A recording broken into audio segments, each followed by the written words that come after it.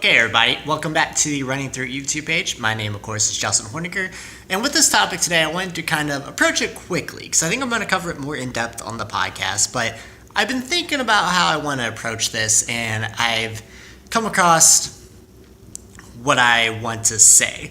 And basically, how I want to attack this is Nike's argument that they are the industry standard fair? So a lot of what you're seeing this week and the past few weeks, and the past year really, in 2019, it's been constant. It's been a constant narrative. With the New York Times article about Nike's maternity practices with Alicia Montano's, what she had to go through with Nike and ASICS during her maternity and after her maternity, as far as training and her contract goes, what you see with Kara Goucher coming out and saying kind of everything that she went to, and with Allison Felix coming out, and that was a big one, with how she was treated by Nike during her pregnancy.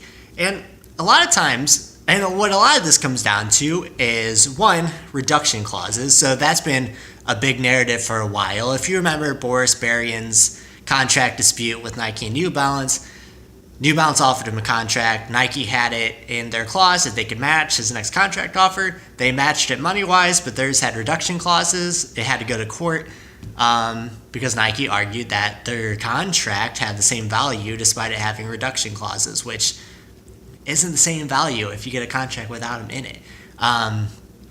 In that argument, in the Boris Berrien case, Nike argued that it was industry standard to include reduction clauses. That's why they felt that their contract was up to par with New Balance's. However, New Balance didn't include it.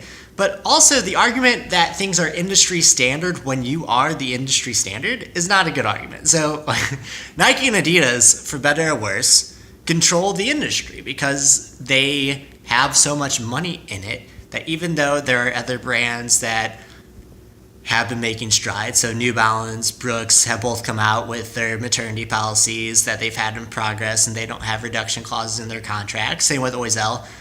They were one of the big ones to be on the forefront, really. I mean, they're an all-female company for the most part. But this idea that everyone kind of on the side of Montano and Felix, the anti-Nike crowd, is anti-Nike because they have agenda. I get it, because a lot of them, Kara Goucher, for instance, has spoken a lot about her opposition of Nike in the past, and people from that side that are vehemently anti-Nike have jumped into the argument. But the point is that Nike is the industry leader, or so that's what they want to call themselves. And if they're the industry leader, then they have to be able to be held up to scrutiny.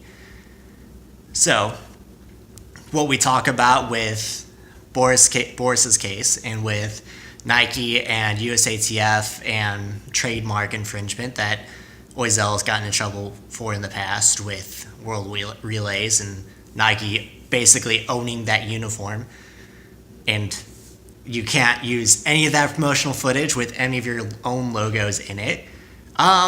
This idea that exclusivity is hurting the sport in general.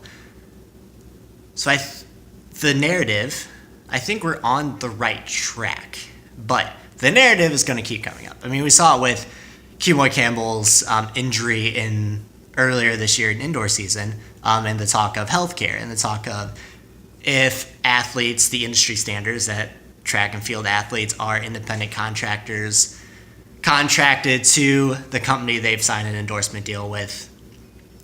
I think that's going to change. I think with what we've seen in 2019 so far, we've been talking about this for a decade, right? We started talking about this with Nick Simmons and his Nike issues before he signed with Brooks, and his issues that he had with Nike and with USATF. We've been talking about this for a while, and it's kind of come and gone, but it's been steady this whole year so far, and we're almost halfway through the year, and it has not lightened up, and it's gotten heavier. So I think the conversation, the momentum is going in the right direction, and we're going to see a change in the sport, and I think it's going to be for the better. What do you guys think? What side do you fall on in the Nike argument, not the Nike argument, in the maternity argument, in the independent contractor argument? Where do you fall? What are your thoughts? Come casually speculate with me. I would love that. Anyway, I'm going to talk about this more in depth on the podcast. I'll put the subscribe link down below. You can come yell at me on Twitter and Instagram at HornikerJustin. Tell me how I'm not allowed to talk about this topic, because that's what has been happening. And yeah, we'll talk soon. I'll be back probably tomorrow with another video. So subscribe if you want to see that. Give it a like if you like what I have to say sometimes. Whatever, what have you. And don't be a stranger. Okay. Work hard, be nice, happy running.